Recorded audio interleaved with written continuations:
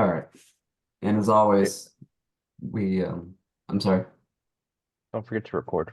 Oh yeah, of course, right. So we always start with the refuge verses. Sangye choden sakchi chonam jingsha padu dakni chesu chi dagi jinso ge pe sonam ki dola pinshi sangi trapasho Sangye choden sakchi chonam jingsha padu dakni chesu chi dagi jinso ge pe sonam ki dola pinshi sangi trapasho. In the Buddha, the Dharma, and the Supreme Assembly, I take refuge until I attain enlightenment. Through my merit of generosity and so on, may I achieve Buddhahood for the benefit of all beings. So, we're starting on chapter 3 today of The Way of the Bodhisattva. And we might go into chapter 4 and 5.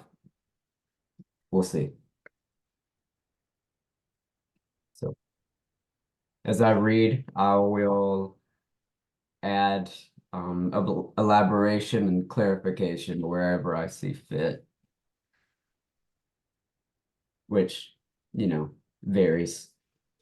So let's go ahead and start. With joy, I celebrate the virtue that relieves all beings from the sorrows of the states of loss, exulting in the happy states enjoyed by those who yet are suffering. I revel in the stories of virtue, cause of gaining the enlightened state, and celebrate the freedom won by living beings from the round of pain. And in the Buddhahood of the protectors I delight, and in the grounds of realization of the Buddha's heirs, their enlightened attitude, an ocean of great good that seeks to place all beings in the state of bliss. And every action for the benefit of beings, such as my delight and joy. And so I join my hands and pray. The Buddhas who reside in every quarter, kindle now the Dharma's light. For those who grope bewildered in the dark of pain, I join my hands beseeching the enlightened ones who wish to pass into nirvana. Do not leave us wandering in blindness. Stay among us for unnumbered ages. Through these actions now performed and all the virtues I have gained, may all the pain of every living being be wholly scattered and destroyed. For all those ailing in the world, until their every sickness has been healed, may I myself become for them the doctor, nurse, the medicine itself, raining down a flood of food and drink.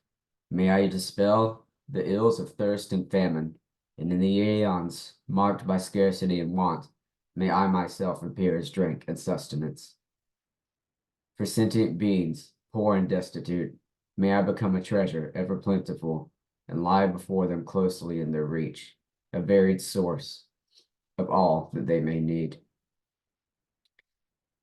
So some of you may recognize these 3 verses right here. That's actually the prayer that you can hear the Dalai Lama, His Holiness, reciting at times. Bo knows this.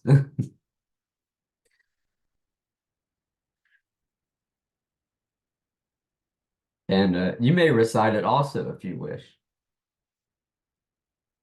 It's very good. It's a very good prayer to say. My body thus, and all my goods besides, and all my merits gained and to be gained, I give them all, and do not count the cost, to bring about the benefit of beings. Nirvana is attained by giving all. Nirvana is the object of my striving, and all must be surrendered in a single instant. Therefore, it is best to give it all to others. This body I have now resigned to serve the pleasure of living beings. Let them ever kill, despise, and beat it, using it according to their wish. And though they treat it like a toy, or make of it the butt of every mockery, my body has been given up to them. Why should I make so much of it? And so let beings do to me whatever does not bring them injury. Whenever they may think of me, let this not fail to bring them benefit. That reminds me of the simile of the saw, the sutra that the Buddha taught, and where he instructed his monastics, that to never hold anger for anyone, even if they're sawing your limbs off. That anger will not serve you.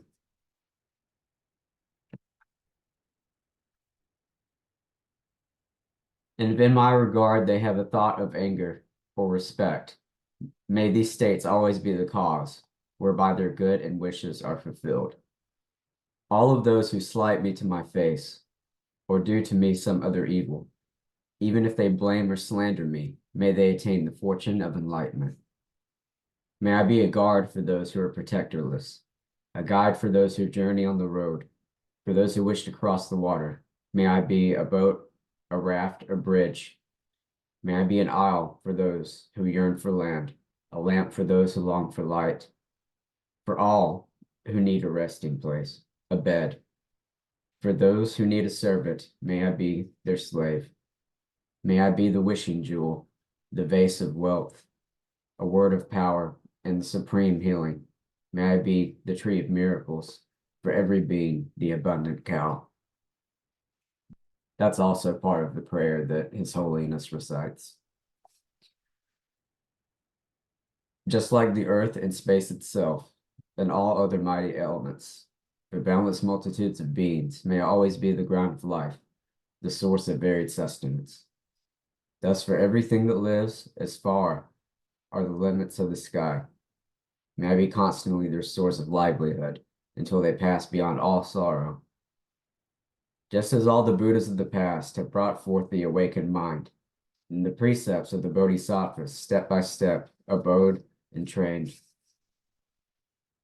Likewise, for the benefit of beings, I will bring to birth the awakened mind, and in those precepts, step by step, I will abide and train myself.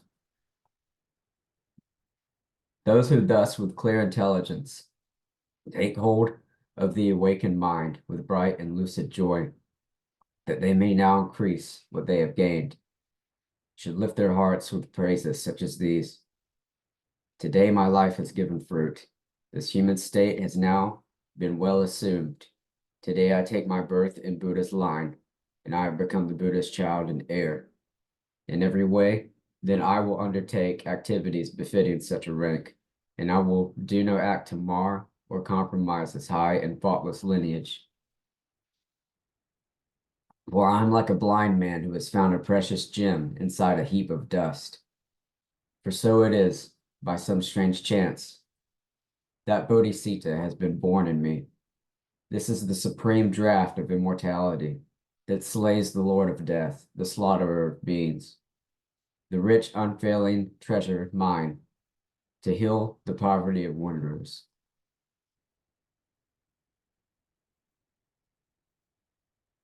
It is the sovereign remedy that perfectly allays all maladies.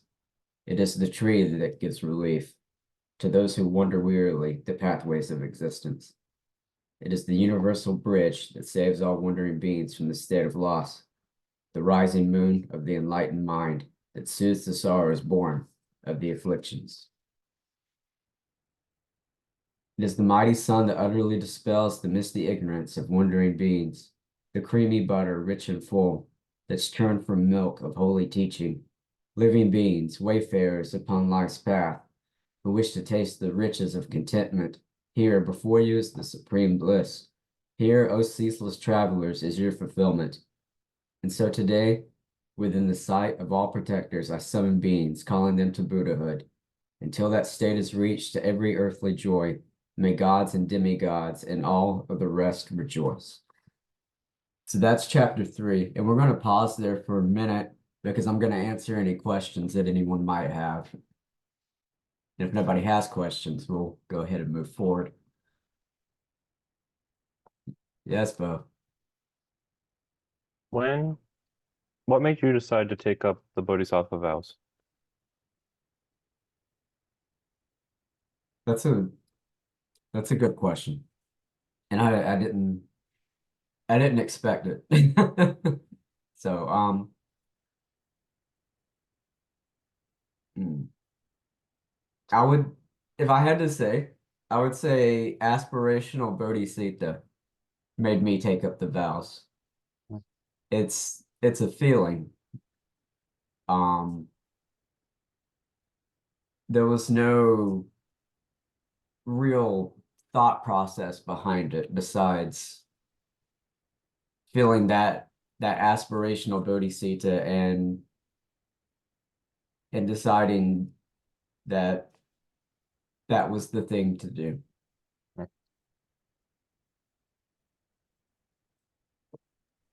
So, anything else? Anyone? Yes. It's kind of small, but I was just curious. So, wait, let me find it. Did I lose it? Um, oh, there it is. On number 5, I don't know if it's called verses or section, number 5, but the one where it says that the Buddhas who reside in every quarter, is that talking about the cardinal directions, like west being Amitabha? Yes. So Okay, it's referencing the Buddhas of the 10 directions. the 10 directions. And another reason why we say it that way is because the number of actual enlightened beings is an infinite number. So in any direction that you point towards, there's a Is a Buddha quarter. somewhere. Okay, that makes sense. So, like, But every quarter means infinite quarters. yes, but there are Okay. also specific Buddhas that are associated with specific directions. It's like Amitabha in the west and Besaja Guru in the east, and so on. I believe it's Ratnasambhava in the south. Someone will correct me if I'm wrong, but I think it is Ratnasambhava. All right, and I'm seeing some more questions here in the chat, so let me read this. So in the chat, they're asking, if we end up talking about Buddhism to someone, should we bring these teachings up, or would that not be a good idea since I bet a lot of people may see these as extreme? That's a good point. So the language in this particular text can seem extreme to some. And I pin half of that on translation and the other half might just be Shantideva himself and the way that he spoke. But he was very, very serious about this. Um so I would say if we are talking to another person and they might not be familiar with Buddhism, then maybe wait a bit before you introduce them to this text, just so they can have, a little bit of framework and a good reference point to actually understand what's being said here. Because of course, like we don't want people to look at this and take things too extreme. Because there is a particular part that I just read where he's basically saying, let beings, beat me, murder me, etc. And you can't actually do that. It's not a good idea. You have to have some self-preservation. But Shantideva is at the level where this is acceptable for him. Shantideva was an enlightened being, so to him, his body was nothing, just a tool. That's all. Of course, most people are not at that level yet. So you do have to have some self-preservation, or you will cause yourself to suffer unnecessarily, and we don't want that.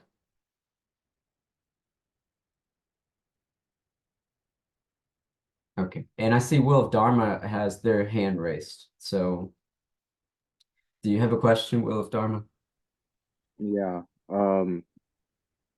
Does to practice bodhicitta, does it have to be for selfless reasons, or can we do it as a way of um uh earning merit?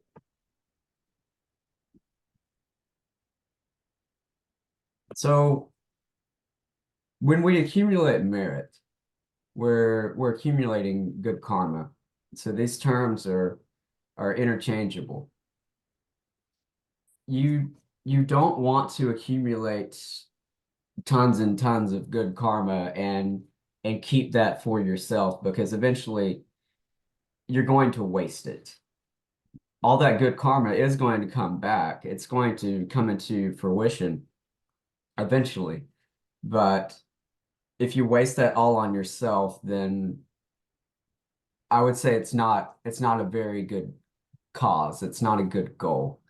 So we want to share that merit with others. We want to practice the act of sharing that merit.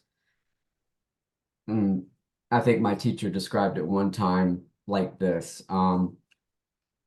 If we share that merit, then when we're all out of good karma, then other people that we know, other people that have been with us for many, many lifetimes, that good merit that we accumulated might be their good merit now. And when we're down, when all of our or most of our karma is not that great, then they may come to pick us up. So in that way, we're also supporting each other. So I would say aspirational bodhicitta is is not is not a selfish thing. So we should practice you know, being selfless.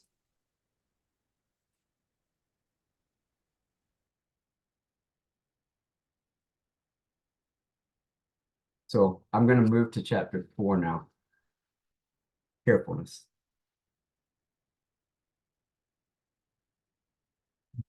The children of the conqueror, who thus have firmly grasped this bodhicitta, should never turn aside from it. Strive never to transgress its disciplines. Whatever was begun without due heed, and all that was not properly conceived, although a promise and a pledge were given, is it right to reconsider? Shall I act or not?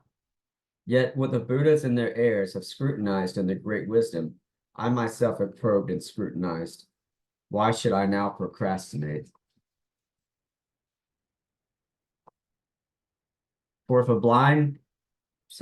I bind myself with promises but fails to carry out my words in deed, then every being will have been betrayed. What destiny must lie in store for me?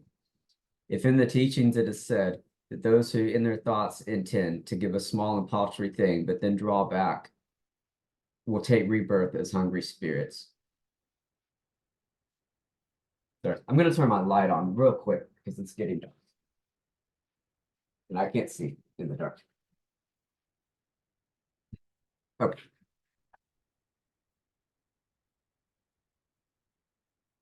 So he's pointing out here that greed is one of the states, or sorry, having a large amount of greed is one of the things that will cause you to be reborn in the state of a hungry ghost or a preta.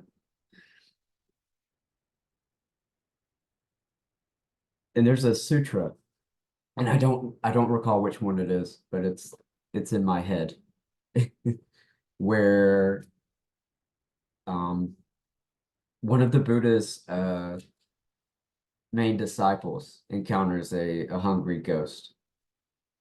And it's revealed that, the reason that they were in that state is because they were walking along a road, and someone came about, and this person was was very hungry, possibly malnourished, and they asked for a bit of I think the sutra said it was like sugar cane or something, because the person had it, in their hand, and they wouldn't give it to the person that was hungry, and they only it was only when the person was walking away that they stuck the sugar cane out and offered it to them behind their back, and of course they didn't see it. So the person that did that had died sometime later and returned to that road in the state of a hungry ghost. So we should always practice generosity. It is one of the paramitas, after all. How can I expect a happy destiny if from my heart I summon wandering beings to the highest bliss, but then deceive and fail them? As for those who losing Bodhisattva lead others nonetheless to liberation, karmic law is inconceivable and only understood by the omniscient. This failure for the Bodhisattva is the gravest of all downfalls, for should it ever come to pass, the good of every being is thrown down, and anyone who for a single instant halts the merit of a Bodhisattva wanders endlessly in evil states, because the welfare of all beings is reduced.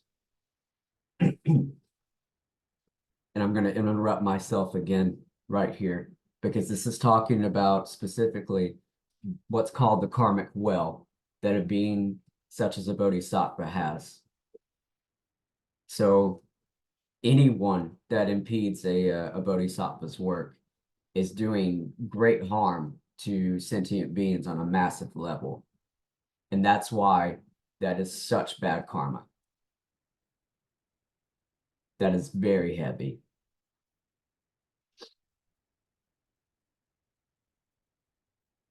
Destroy a single being's joy, and you will work the ruin of yourself. No need to speak of bringing low the joy of beings infinite as space itself. And those who circle in samsara, mixing powerful downfalls with the power of bodhisattva back and forth, will long be hindered from the bodhisattva grounds. And so, according to my promise, I will act attentively. From this day forth, if I now fail to strive, I'll fall from low to even lower states. Striving for the benefit of all that lives, unnumbered Buddhas have already lived and passed away. But I, by virtue of my sins, have failed to come with the compass of their healing works. And this will always be my lot. If I continue to behave like this, and I will suffer pains and bondage, wounds and laceration in the lower realms. The appearance of the Buddhas in the world, true faith, and the attainment of a human form, and aptitude for good, all these are rare. When will they come to me again? Today, indeed, I'm hale and well. I have enough to eat, and I am not in danger. But this life is fleeting, unreliable. My body is like something briefly lent. And yet the way I act is such that I shall not regain a human life. In losing this, my precious human form, my evils will be many, virtues none. Here is now my chance for wholesome deeds, but I fail to practice virtue. What will be my lot? What shall I do? Bewildered by the sorrows of the lower realms. Never there, performing any virtue. Only ever piling up my sins. And for 100 million ages, I'll not even hear of happy destinies. And I've pointed this out before. They use the word sin in this translation. That's odd to me. That's, sin is part of Christian theology. It's not a Buddhist thing. So really the word that they should use is, wrongdoing or something of that sort. So just when it says sin in here, just keep in mind, this isn't a Christian thing. They just mean, things that propel you even like deeper into samsara. That's all. Or things that generate, unwholesome karma, both of those. This is why Lord Buddha has declared that like a turtle that perchance can place its head within a yoke adrift upon the mighty sea, this human birth is difficult to find. If through the evil actions of a single instant I must spend an eon in the hell of unrelenting pain, the evils in samsara, stored from time without beginning, no need to say, they will keep me from the state of bliss, and mere experience of such pain does not result in being freed from it. For in the very suffering of such states, more evil will occur, and then in great abundance. Thus, having found this moment of reprieve, if I now fail to train myself in virtue, what greater folly could there ever be? How more could I betray myself? If having understood all this, I'm stupidly despondent still, then at the moment of my death, my sorrows will be black indeed. And when my body burns so long in fires of hell, so unendurable, my mind, there's no doubt, will also be tormented, burned in fires of unendurable regret. For it's as if by chance that I have gained this state so hard to find, wherein to help myself, if now, while having such discernment, I am once again consigned to hell. I am as if benumbered by sorcery, as if reduced to total mindlessness. I do not know what dulls my wits. Oh, what is it that has me in its grip? Anger, lust, these enemies of mine, are limbless and devoid of faculties. They have no bravery, no cleverness. How then have they reduced me to such slavery? They dwell within my mind, and at their pleasure injure me. All this I suffer meekly, unresenting. Thus my abject patience, all displaced. If all the gods and demigods besides together came against me as my foes, they would be powerless to throw me down to fires of hell of unrelenting pain. And yet the mighty fiend of my afflictions flings me in an instant headlong down to where the mighty Lord of mountains would be burned, its very ashes all consumed. O my enemy, afflictive passion, endless and beginningless companion, no other enemy indeed is able to endure so long. All other foes that appease and wait upon will show me favors, give me every aid. But should I serve my dark defiled emotions, they will only harm me, draw me down to grief. If thus my ancient and unceasing foes, the wellspring only of my growing pain, can lodge so safe within my heart, how can I live so blithe and fearless in this wheel of life? And if the jail guards of the prisons of samsara, the butchers and tormentors of infernal realms, all lurk within me in the web of craving, what joy can ever be my destiny? I will not leave the fight until before my eyes these enemies of mine are all destroyed. For if aroused to fury by the merest slight, incapable of sleep, until the scores are settled. Proud but wretched rivals, destined all to suffer when they die, will draw the battle lines and do their best to win, and careless of the pain of cut and thrust will stand their ground, refusing to give way. No need to say that I will not lose heart, regardless of the hardships of the fray. From this day forth, I'll strive to crush these foes, whose very nature is to bring me pain. The wounds inflicted by the enemy in futile wars, all flaunted by the soldier as a prize. So in the high endeavor for so great a thing, why should I be dismayed by hurt or injury? When fishers, butchers, farmers, and the like, intending just to gain their livelihood, will suffer all the miseries of heat and cold, why for being's happiness should those like me not bear the same? When I pledge myself to free from their afflictions, beings who abide in every region, stretching to the limits of the sky, I was myself not free from such defilements. To speak like that, not knowing my capacity, were these not truly but a madman's words? more reason then for never drawing back, abandoning the fight against defiled affliction. This shall be my all-consuming passion, filled with rancor. I will wage my war. Defilement of this kind will halt defilement, and for this reason it shall not be spurned. Better if I perish in the fire, better that my head be severed from my body, than ever I should serve or reverence my mortal enemies, defiled emotions. Common foes, when driven from the state, retreat and base themselves in other lands, and muster all their strength the better to return. But enemy afflictions are without such stratagems. Miserable defilements scattered by the eye of wisdom, where will you now run when driven from my mind? Whence would you return to do me harm? But oh, my mind is feeble, I am indolent. Defilements are not in the object, nor within the faculties, nor somewhere in between. And if not elsewhere, where is their abode? Whence they inflict their havoc on the world. They are simple mirages, and so take heart. Banish all your fear and strive to know their nature. Why suffer needlessly the pains of hell? This is how I should reflect and labor, that I might apply the precepts thus set forth. What invalids in need of medicine ignore their doctor's words and gain their health?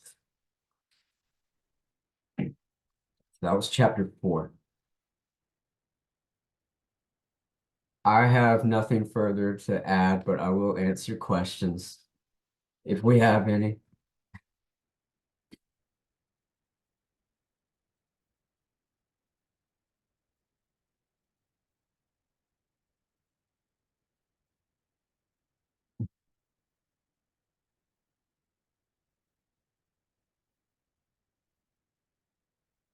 Nothing?